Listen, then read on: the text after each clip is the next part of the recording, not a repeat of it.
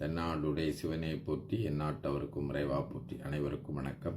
இந்த காணொளியில் நாம் கொள்ளி வைக்கிறத பற்றி சிந்திக்க போகிறோம். அதில் யார் கொள்ளி வைப்பதற்கு தகுதி உடையவர்கள் அப்படிங்கிறதான் பார்க்க போகிறோம்.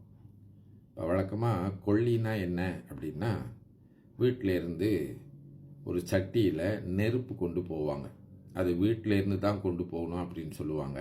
அதற்கு காரணம் உண்டு. அந்த நெருப்பை சட்டியில் போட்டு அந்த சட்டியை சுடுகாட்டுக்கு எடுத்துகிட்டு போவாங்க, அல்லது இடுகாட்டுக்கோ எடுத்துகிட்டு போவாங்க. சுடுகாடுனா எரிக்கிற இடம், இடுகாடுனா புதைக்கிற இடம், அங்கே கொண்டு போவாங்க. அப்புறம் அதுக்கு மேலே கொள்ளிக்குடம் என்று ஒன்று இருக்கின்றது. அது பார்த்திங்கன்னா கொள்ளிக்குடம் உடைத்தல் அப்படின்னு. இது ரெண்டையுமே கொள்ளிச்சட்டி கொள்ளிக்குடம் அப்படின்னு சொல்கிறாங்க. இந்த கொள்ளி வைத்தல் அப்படின்னு சொல்கிறாங்களே, இதை யார் செய்வதற்கு தகுதி உடையவர்கள்? ஆண்கள் மட்டும் செய்யலாமா, இல்லை பெண்களும் செய்யலாமா என்று பல்வேறு கேள்விகள் ஏற்படும். அப்புறம் ஆண்கள் தான் வழக்கமாக கொள்ளி வைக்கிறது அப்படின்னு நம்ம சொல்லுவாங்க. இந்த ஆண்கள் இல்லாத சூழலில் பெண்களும் கொள்ளி வைக்கலாம் அல்லது வைக்கலாமா அப்படிங்கிறதுக்கு இந்த ஏன் கொள்ளி வைக்கின்றார்கள் என்கின்ற காரணத்தை புரிஞ்சு கொண்டோம்னா, பெண்களும் கொள்ளி வைக்கலாமா வைக்கக்கூடாதா என்பதை நாம் உய்த்து அறியலாம். இதில் இந்த கொள்ளி வைக்கிறதுலேயும் மூத்த பிள்ளை வைக்கிறதா கடைசி பிள்ளை வைக்கிறதா என்கின்ற ஒரு கேள்வியெல்லாம் எழும். இப்போ வழக்கமாக தாய்க்கு தலைமகன், தந்தைக்கு கடைசி மகன் அப்படின்னு சொல்லுவாங்க. அது அப்படியே இருக்கிறதும் இல்லை. பல வேளைகளில் பார்த்திங்கன்னா அந்தந்த குல வழக்கம் அவர்களுக்கு ஏற்றவாறு மாறிக்கூட இருக்கும். சில குல வழக்கப்படி பார்த்திங்கன்னா தந்தைக்கு தலைமகனும் தாய்க்கு கடைசி மகனும் கொள்ளி வைக்கின்ற ஒரு முறை இருக்கின்றது. இது அவரவருடைய குல வழக்கப்படி வைத்துக் கொள்கின்றார்கள். இது எப்படி இருந்தாலும் இதனுடைய பொருள் என்ன அப்படின்னு பார்த்தீங்கன்னா, இந்த கொள்ளி வைக்கின்றவர்கள் நான் முதலே சொன்னது போல், கொள்ளின்னா நெருப்பு குச்சி, நெருப்பு இந்த கொள்ளிக்கட்டை அப்படின்னு சொல்கிறோம் இல்லைங்களா, ஒரு நெருப்பு குச்சியில் கொள்ளியை எடுத்துக்கிட்டு போகிறது. அது எடுத்துகிட்டு போனால் அணைஞ்சு போயிடும் அப்படிங்கிறதுக்காக இப்போ என்ன பண்ணுறாங்க, சட்டியில் நிலக்கரியை போட்டு அதில் நெருப்பை மூட்டி எடுத்துக்கிட்டு போகிறாங்க.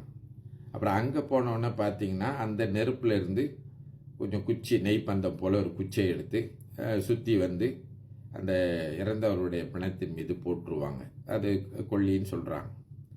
இப்படி இந்த கொள்ளி வைப்பது என்ன அப்படின்னு பார்த்தீங்கன்னா, இந்த இறந்தவருக்கு மூத்த பையன் கொள்ளி வைக்கிறான்னு வைத்துக்கொள்ளுங்களேன். அவர் இறந்தவருக்கு அப்பான்னு வைத்துக்கொள்ளும்.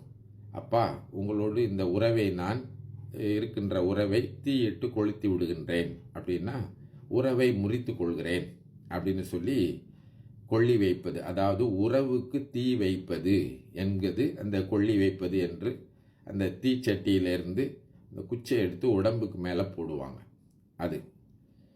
அதே போன்று இறந்த பெயருக்கு அம்மாவாக இருந்தாலும் அதே போன்று தான் செய்வார்கள்.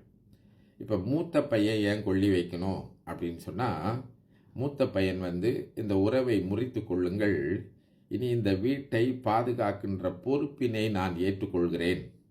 இந்த வீட்டில் தலைமை பிள்ளையாக இருந்து அந்த வீட்டிலுடைய தலைமை பண்போடு ஒரு தலைவனாக இருந்து அந்த வீட்டை வழிநடத்துகின்ற பொறுப்பை நான் மேற்கொள்கின்றேன். நீங்கள் கவலையை ஒழிந்து இறைவன் திருவடியை செல்லுங்கள், சென்று அடையுங்கள் அப்படின்னு சொல்லி இந்த மூத்த பையன் தலையெடுத்து விட்டதாக, அந்த குடும்ப பொறுப்பை ஏற்றுக்கொண்டதாக அந்த கொள்ளி சட்டியை அல்லது கொள்ளி தீயை அந்த இறந்தவருடைய உடம்பின் மீது போடுவாங்க. அதே போன்று கடைசி பையன் கொள்ளி வைக்கிறது என்ன சொல்கிறாங்க அப்படின்னு சொன்னால், இந்த கடைசி பையன் வளர வேண்டியவன், அவன் வளர்ந்து விட்டான், இனி அவன் தன்னிச்சையாக தானே தன்னுடைய வாழ்க்கையை நெறிப்படுத்தி கொள்வான், அடுத்து தலைமைத்துவத்தை பெறுவான், வழி நடத்துவான். அதனால் நீங்கள் கவலை ஒழிந்து இறைவன் திருவடியை சென்று விடுங்கள், இதோ உங்களுக்கும் எனக்கும் இருக்குமான இந்த உறவை முறித்து கொள்ளுங்கள், இனி நீங்கள் எங்களை பற்றி கவலைப்பட வேண்டாம் என்று அந்த உயிருக்கு ஆறுதல் சொல்லி உறவை முறித்து கொண்டு அதற்கு மேலே இந்த உறவை தீயிட்டு கொளுத்துவதாகத்தான் இந்த கொள்ளி தீயை போடுவார்கள். அப்போது இந்த கொள்ளி தீயை பெண்கள் போடலாமா அப்படின்னு இன்னொரு கேள்வி வந்ததுன்னா, அந்த வீட்டில் ஆண்கள் இல்லைன்னு வைத்துக்கொள்ளுங்க. அப்போது பெண்கள் தான் இருக்கிறாங்க. இப்போ பெண்கள் அவங்களும் அந்த வீட்டை பொறுப்பை ஏற்று செய்கின்றவர் இருக்காங்க இல்லைங்களா? பல குடும்பத்தில் பார்த்தீங்கன்னா பெண்கள் தான் அந்த வீட்டில் ஆண்கள் போல இருந்து, மூத்த ஆண் பிள்ளை போல இருந்து மூத்த பெண் பிள்ளை என்ன செய்வாங்க, அந்த குடும்பத்தை வழி நடத்துவாங்க. அவங்க பெற்றோர்கள் இல்லாத போது அந்த பொறுப்பை நான் எடுத்து வழி நடத்துகின்றேன் அப்படின்னு தோள் மேல் எடுத்துக்கொள்வது தான் இந்த கொள்ளி வைத்தல் நாம் சொன்னோம். அப்போது ஆண் பிள்ளைகள் இல்லாத வீட்டில் பெண் பிள்ளைகள் தானே அடுத்த அந்த பொறுப்பை, தலைமைத்துவ பொறுப்பை எடுத்துக்கொள்ள வேண்டும். அதனால் அவர்கள்தான் கொள்ளி வைப்பதற்கு எல்லா தகுதியும் உரிமையும் உடையவர்கள். நாம் எப்பொழுதும் இந்த ஆண்கள் தான் இதெல்லாம் செய்வாங்க, ஆண்கள் தான் குடும்ப பொறுப்பை ஏற்றுக்கொள்வார்கள் என்று சிந்திக்கிறதுனால நாம் என்ன நினைக்கிறோம், ஆண்கள் தான் கொள்ளி வைக்கணும் அப்படின்னு நினைக்கிறோம். அதற்கு மேலே இந்த பெண்கள் ரொம்ப இளகிய மனது உடையவர்கள். அவங்க சுடுகாட்டில் இந்த இறந்தவர் உடம்புக்கு மேலே தீயெல்லாம் போடுற அளவுக்கு அவங்களுக்கு மன உறுதி இருக்காது, மனத்திடம் இருக்காது என்று முன்பு காலத்தில் பெண்கள் கொள்ளி வைக்கக்கூடாது என்று தவிர்க்க சொன்னார்கள். ஆனால் இன்றைய சூழலில் பார்த்திங்கன்னா பல குடும்பத்தில் பெண் பிள்ளைகள் தான் என்ன பண்ணுறாங்க, அந்த குடும்பத்தின் தலைமைத்துவத்தை ஏற்று அந்த அவர்களுக்கு கீழே இருக்கிற ஒரு மூத்த அக்காவாக இருந்தால் அவர்களுக்கு கீழே இருக்கின்ற தங்கைகள், தம்பிகள் இவர்களையெல்லாம் காப்பாற்றுகின்ற அந்த பணியை செய்து வருகின்றார்கள். அதே போன்று அந்த வீட்டில் இருக்கிற கடைசி பிள்ளை பெண் பிள்ளையாக இருக்குதுன்னு வைத்துக்கொள்ளுங்களேன். அந்த பிள்ளை பெற்றோருக்கு ஒரு உறுதி சொல்ல வேண்டுமா, நான் வளர்ந்து விடுவேன், நான் மூத்த பிள்ளைகள் அக்கா அண்ணன் இவர்களெல்லாம் சொன்னபடி கேட்டு நான் நல்லபடியாக மேல் வந்து விடுவேன், நீங்கள் கவலையை ஒழித்து இறைவனிடத்திலே சென்று சேர வேண்டும், இந்த உறவை நாம் இத்தோடு இந்த பிறவியில் அப்பா அம்மா அண்ணன் தம்பி அக்கா என்கின்ற உறவை, இறந்தவருடைய உறவை முறித்து கொள்ளலாம், தீயிட்டு கொளுத்தி விடலாம் என்பதற்காகத்தான் அவர்கள் அந்த இறுதி பெண்ணாகவோ பையனாகவோ இருந்தால் கொள்ளி வைக்கின்ற முறையை சொல்கின்றார்கள். அப்போது இந்த கொள்ளி வைப்பினுடைய நோக்கம் புரிந்துவிட்டால், அந்த வீட்டின் சூழலை புரிந்து ஆண்கள் கொள்ளி வைக்கலாமா பெண்கள் கொள்ளி வைக்கலாமா என்று சொன்னால், அந்த வீட்டில் அடுத்து அந்த தலைமை பொறுப்பை ஏற்கின்றவர்கள், அந்த வீட்டில் இருக்கின்ற கடைசி பிள்ளை கொடுக்கின்ற உறுதி என்பதை அடிப்படையாக வைத்து தான் நாம் இந்த கொள்ளி வைக்கின்ற உரிமையை கொடுக்கின்றோம். சில இடத்துல பார்த்திங்கன்னா அந்த வீட்டில் இல்லாதவங்க, சித்தப்பா பிள்ளைகள் பெரியப்பா பிள்ளைகள் அவங்கெல்லாம் கொள்ளி வைக்கிறதெல்லாம் நம்ம பார்ப்போம். அப்படின்னா அடுத்து அந்த இறந்தவருடைய வீட்டில் அம்மா பொறுப்பிலிருந்து அந்த பொறுப்பை ஏற்றுக்கொள்ளக்கூடிய ஒரு ஆளா கொள்ளி வைக்கிற ஆள் அப்படின்னு நம்ம சிந்திக்க வேணும். இல்லை அப்பா பொறுப்பிலிருந்து அந்த வீட்டில் அடுத்து அந்த தலைமை பொறுப்பை ஏற்றுக்கொள்ளக்கூடியவரா கொள்ளி வைக்கின்றவர் என்பதை சிந்தித்து பார்த்து தான் அந்த கொள்ளி வைக்கின்ற பொறுப்பினை, அந்த பங்கினை, உரிமையை அவர்களுக்கு நாம் கொடுக்க வேண்டும்.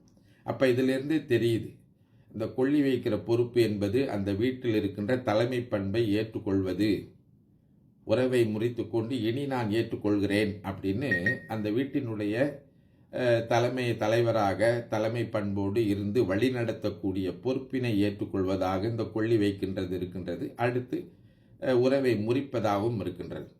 அதனால தான் நீங்கள் பார்த்தீங்கன்னா இந்த இறப்பு முடிந்து இந்த 3வது நாள் இந்த பால் எல்லாம் தெளித்த பிறகு இந்த உறவினர்கள்லாம் கூடி தலைப்பாகை கட்டுதல் அப்படின்னு ஒன்று செய்வாங்க. இப்போ பார்த்தீங்கன்னா வழக்கமாக ஆண்களுக்கு தான் தலைப்பாகை கட்டுவாங்க. ஏன்னா வழக்கமாக இந்த தலைமை பொறுப்பை வீட்டில் இருக்கின்ற ஆண்கள் கொள்ளி வைத்து அவர்கள் செய்வதாக இந்த உறவினர்கள் எல்லாம் ஒன்று கூடி அந்த வீட்டில் இருக்கின்ற மூத்த மகனுக்கு இந்த மாமன் மச்சான் இன்னும் இந்த கொண்டான் கொடுத்தவர்கள் இவர்களாக என்ன பண்ணுவாங்கன்னா ஒரு தலைப்பாகை கட்டி, இந்த வீட்டில் இனி தலைமை பொறுப்பை உனக்கு ஒப்படைக்கின்றோம், நீ தான் செய்ய வேண்டும் என்று சொல்லி தலப்பா கட்டுறதுன்னு ஒரு சடங்கு செய்வாங்க. அது சில பிரிவில் இருக்கின்றது, சில பிரிவில் இல்லை. இருந்தாலும் அதனுடைய கருத்து இதுதான், அந்த இறப்புக்கு பிறகு அந்த வீட்டின் தலைமை பொறுப்பை ஒருவரிடத்திலே ஒப்படைக்கின்றோம், ஏற்றுக்கொள்கின்றோம் என்பதுதான் கருத்து.